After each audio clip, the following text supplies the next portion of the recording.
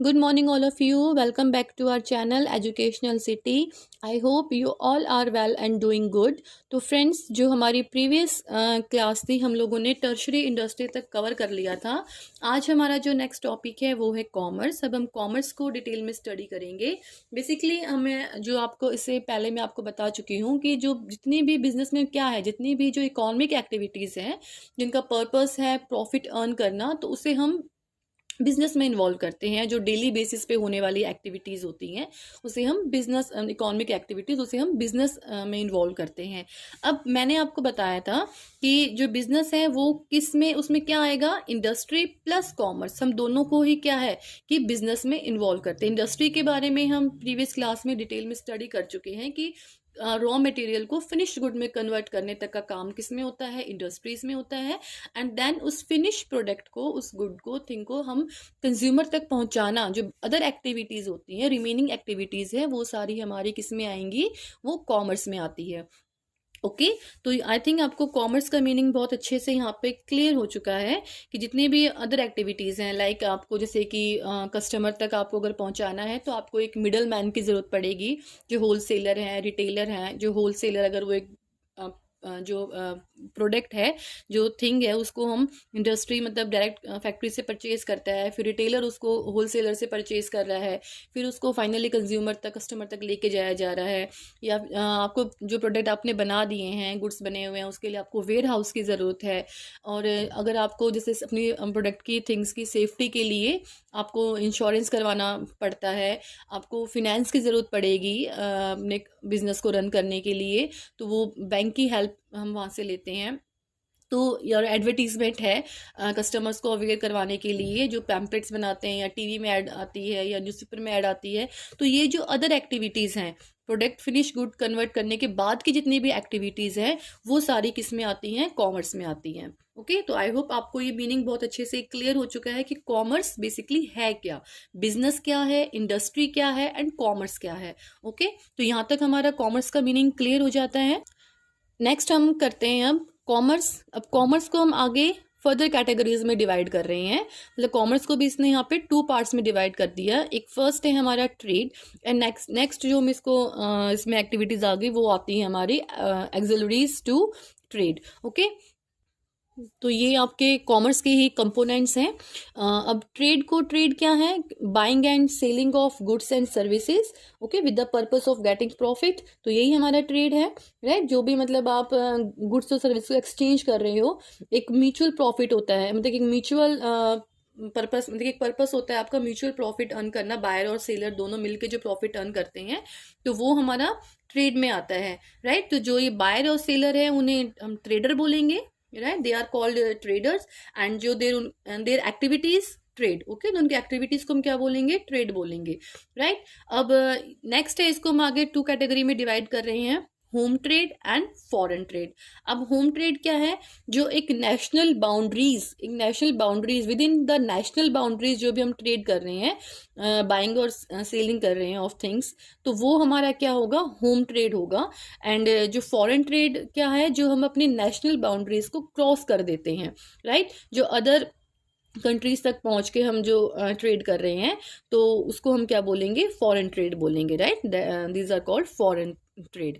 Auxiliaries to trade में हम क्या लेते हैं कि जितनी भी जो हमारी अदर एक्टिविटीज़ हैं, मैंने अभी आपको प्रीवियस से पहले बताया भी है, लाइक जैसे जो मिडल मैन के बारे में मैंने बताया था आपको, कि जो प्रोडक्ट को इंडस्ट्री से लेके मार्केट तक पहुंचाने का जो काम है वो किसका होता है, मिडल मैन का होता है।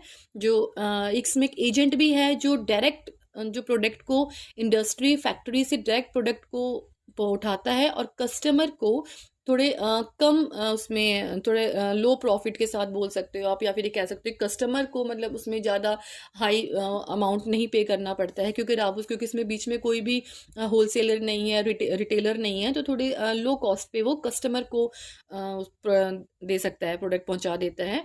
या फिर एक अदर हमारी जो प्रोसेस होती है, जिसमें एक होलसेलर होता है, एक रिटेलर होता है, वो होलसेलर इंडस्ट्री से प्रोडक्ट, फैक्ट्री से प्रोडक्ट लेता है, फिर रिटेलर होलसेलर से, एंड देन आप वो कस्टमर तक पहुंच जाता है, फिर होलसेलर डायरेक्ट भी कस्टमर तक पहुंचाते हैं प्रोडक्ट्स को, राइट। तो ये हमारा एक मिडल मैन है। अब मिडल मैन का ये हम काम है, राइट। नेक्स्ट है हम जैसे कि ट्रांसपोर्ट एंड कम्युनिकेशन की जो प्रॉब्लम है कि आपने जो प्रोडक्ट बना लिया है उसे अब मार्केट तक ले जाने का काम क्या है, ट्रांसपोर्ट का है। अब ऐसा तो नहीं है कि जो आप प्रोडक्ट बना रहे हो जो वो बिल्कुल मार्केट के बिल्कुल पास में है और तो उसे कंधे पे रख के ही ले जाओगे, उसके लिए हमें ट्रक वगैरह ट्रैक्टर मतलब भी जो भी हमें ट्रांसपोर्ट की ज़रूरत पड़ती है, तो ट्रांसपोर्ट की हेल्प से हम उस प्रॉब्लम को सॉल्व कर लेते हैं।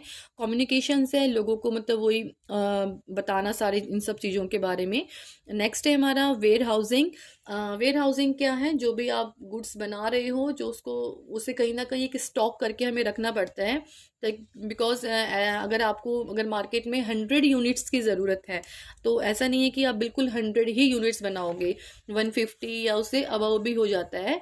तो ये जो गैप है हमारा किसी भी प्रोडक्ट के बनाने से मतलब मैन्युफैक्चरिंग से लेके उसे कंजम्पशन तक का जो ये गैप है, इस बीच में अगर आपका जो प्रोडक्ट है वो ख़राब ना हो, उसको स्टोर करने के लिए आपको क्या है, एक वेयर हाउस की ज़रूरत पड़ती है। तो उस वहाँ पे क्या करते हैं, हम अपने गुड्स को वहाँ पे आप सेफ्टी के साथ रख सकते हैं। अंडरस्टैंड। सपोज जैसे कि शुगर है, अब शुगर है वो हम लोग यहाँ पे कब बनाते हैं, सॉरी शुगर हम लोग कब मना रहे हैं, जो नवंबर टू जो टिल मार्च, नवंबर से लेके मार्च तक हम शुगर का प्रोडक्शन करते हैं, बट उसकी कंजम्पशन तो होल ईयर रहती है। तो होल ईयर उसकी कंजम्पशन है, इसीलिए हमें क्या है, एक वेयर हाउस की ज़रूरत पड़ती है जहाँ पे हम उसको एक सेफ्टी के साथ हम अपने इसको रख सकते हैं आराम से। एक लार्ज स्केल पे इसका प्रोडक्शन होता है, तो इसीलिए वेयर हाउस की ज़रूरत पड़ती है। नेक्स्ट अगर आपको मैं बताऊँ जो इंश्योरेंस है, अब जो एक बिजनेस है वो स्मॉल स्केल पे भी किया जा सकता है और लार्ज स्केल पे भी किया जाता है, राइट। कई बार क्या होता है, थोड़े से टाइम के लिए बिजनेस कर रहे हैं, कभी हम लॉन्ग रन के लिए बिजनेस कर रहे हैं, अब गुड्स को एक जगह से दूसरी जगह भी लेके जाना है, तो काफ़ी सारे रिस्क फैक्टर्स होते हैं, बहुत सारे रिस्क एलिमेंट होते हैं हमारे।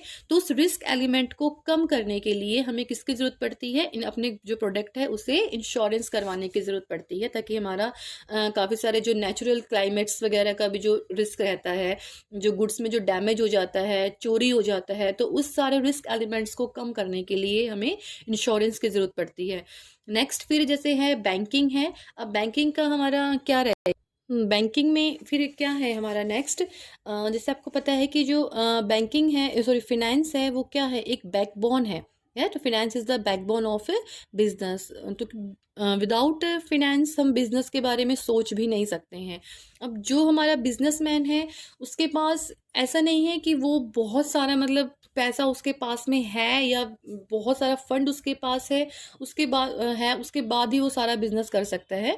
यूजुअली क्या होता है, कई बार शॉर्ट होते हैं फंड्स उसके पास, तो वो उसमें क्या है, बैंक जो है आपके लिए हेल्प करेगा, राइट। तो और आप वहाँ से लोन ले सकते हैं, या फिर जैसे कि कई बार क्या होता है कि बैंक आपको अवेयर करवाता है शेयर होल्डर्स और शेयर्स के बारे में, डिबेंचर्स के बारे में, जो आप डिटेल में स्टडी करेंगे आगे इन चीज़ों के बारे में भी। जो या फिर आपको जैसे कि क्या हेल्प करवाएगा बैंक, आपके जो लेटर ऑफ क्रेडिट इशू करवाता है बैंक। मींस क्या है कि अगर आपको जैसे कि आपके बिहाफ पे वो पैसा कलेक्ट करता है फ्रॉम अदर पर्सन से या अदर पार्टी से पैसा कलेक्ट करता है आपके बिहाफ पे, उसके कुछ कंपनसेशन जो भी मतलब होता है, या वो लेता है बैंक अपना, जो भी इसका कुछ भी आप कंपनसेशन नहीं, कमीशन बोलेंगे, तो कुछ बैंक अपना कमीशन लेता है इसके बदले में। तो अगर वेरियस कंट्रीज़ में जो आप बिज़नेस करते हो, कई बार फॉरेन एक्सचेंज में बैंक हेल्प करता है, कि अब ऐसा नहीं है कि एक बिजनेसमैन है वो हर कंट्री की करेंसी अपने पास रखेगा। तो जो बैंक है वो अगर आप किसी भी अमेरिका है या US या फ्रांस, यूरोप, जहाँ भी मतलब इटली, जहाँ भी आप अपना बिजनेस कर रहे हैं अदर कंट्रीज़ में, तो फॉरेन एक्सचेंज में बैंक आपकी उसमें हेल्प करता है, राइट। तो ऐसे बहुत सारी एक्टिविटीज़ हैं जो बैंक आपकी, जो भी हर्डल्स होते हैं, मीन्स आपके बहुत सारे जो है वो, जो उन एलिमेंट्स को जो भी है वो हर्डल्स को कम करता है बैंक आपकी, राइट। तो आपके बिजनेस को आगे ग्रो करने में बैंक भी बहुत आपके हेल्पफुल रहता है। नेक्स्ट जैसे कि एडवर्टीजमेंट है। अब एडवर्टीजमेंट तो वही आज के कॉम्पिटिटिव मार्केट है, तो जितना ज़्यादा जितने अच्छे से आप अपने प्रोडक्ट के बारे में कस्टमर को अवेयर करवाएंगे उतने ही अच्छे आपका बिजनेस ग्रोथ करेगा, आपकी सेलिंग इंक्रीज हो जाएगी। सेल इंक्रीज होगी तो डेफिनेटली प्रॉफिट आपका इंक्रीज हो जाएगा। तो ये सब एडवर्टीजमेंट भी मतलब ये सब चीज़ें हम इसमें लेके चलते हैं। तो ये सारे जो मीन्स ऑक्सिलरीज टू ट्रेड, ये सब चीज़ों को आप डिटेल में मैं आपको बता चुकी हूँ। अब नेक्स्ट जैसे मैं आपको बता रही हूँ home trade and foreign trade के बारे में। अब होम ट्रेड मैंने आपको बताया था कि होम ट्रेड क्या है बेसिकली, कि जो आपकी नेशनल एक जो नेशनल बाउंड्रीज है उसमें रह के जो आप बिजनेस कर रहे हो, ट्रेड कर रहे हो, वो आपका होम ट्रेड है। और उस बाउंड्री से बाहर जाके जो ट्रेड कर रहे हो वो फॉरेन ट्रेड है। इसमें फर्स्ट हमारा आता है लोकल लेवल ट्रेड। जो लोकल लेवल ट्रेड में क्या है कि आप विलेज, टाउन और डिस्ट्रिक्ट तक आपका बिजनेस है वो लिमिट में रहता है। इसमें बेसिकली जो कोई भी डेली यूज़ की थिंग्स होती हैं या फिर जो पेरिशेबल नेचर गुड्स होते हैं उसके हम ट्रेड करते हैं like fruits, sweets, milk, vegetables, जो बहुत जल्दी ख़राब हो जाता है तो उसको बहुत ही कम डिस्टेंस के साथ उसको रखना पड़ता है। मिल्क है उसे अब एक 3-4 दिन तक उसको नहीं स्टोर करके रख सकते हो आप, नहीं उसे यहाँ ट्रैवल उसमें नहीं लेके जा सकते हैं। और फिर हमारा सेकंड है हमारा स्टेट लेवल जो हमारा ट्रेड है।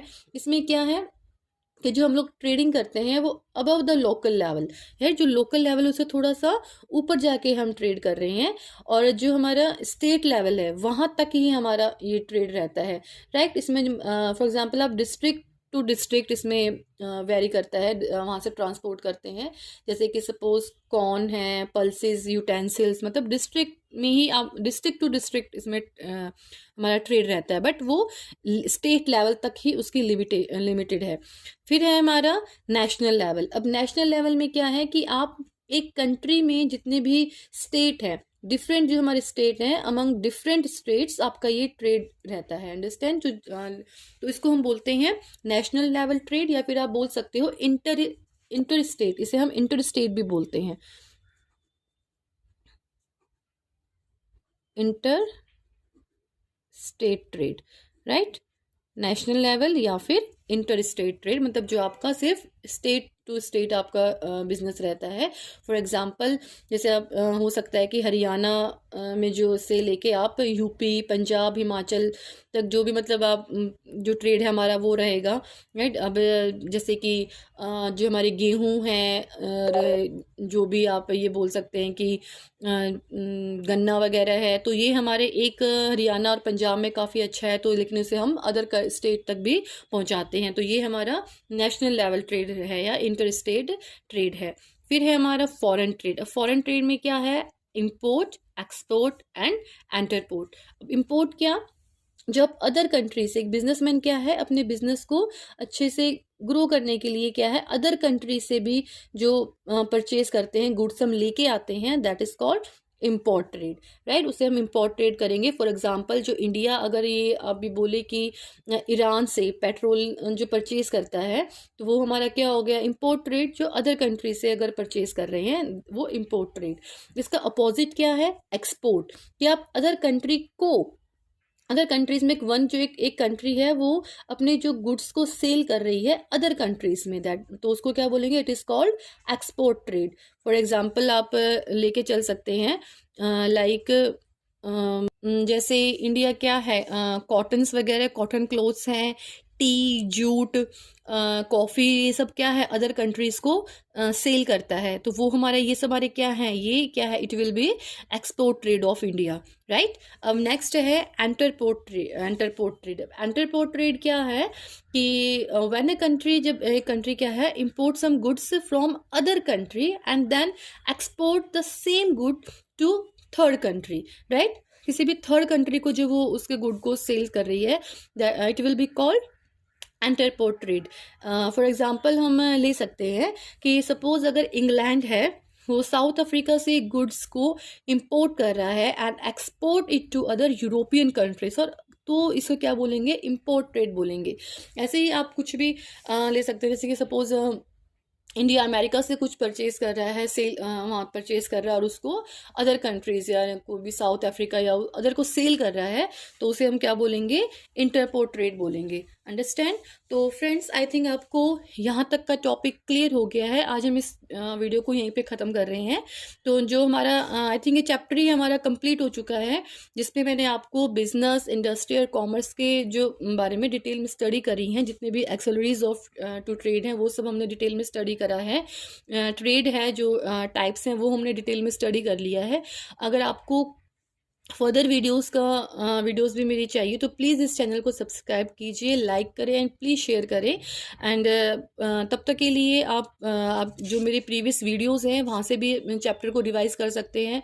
जो फर्स्ट चैप्टर है वो हमारा कंप्लीट हो चुका है। आज हमारा सेकंड चैप्टर भी कंप्लीट हो गया है।